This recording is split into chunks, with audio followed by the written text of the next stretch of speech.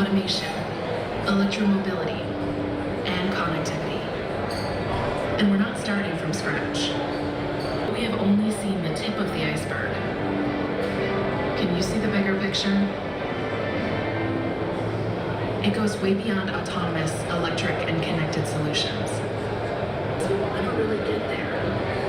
The future will always lay ahead of us. But automation, electromobility, and connectivity is not a prediction. This is Vera, an autonomous vehicle. Vera is part of a larger system that has the potential to optimize transport in highly repetitive, short-distance transport flows.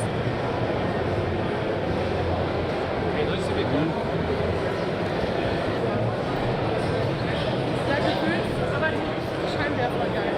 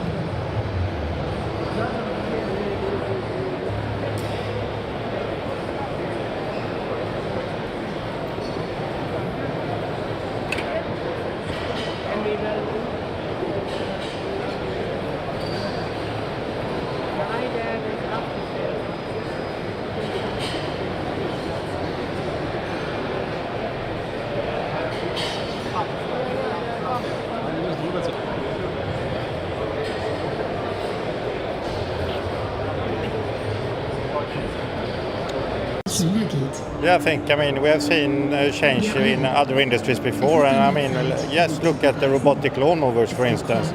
Before, everyone was driving their own lawnmowers. Today, there is a lot of robotic lawnmowers out, and I think that's the way we see it also in the transport industry. For some specific dedicated areas, we will offer also the lawn mover concept. I think you need to show trust by starting where it makes sense, like dedicated areas, and again the example with the lawnmower, moving back and forth a little bit slower to gain trust and giving a friendly impression, and that's what we think in the transport industry as well. We're starting running it slower, running it in some dedicated areas.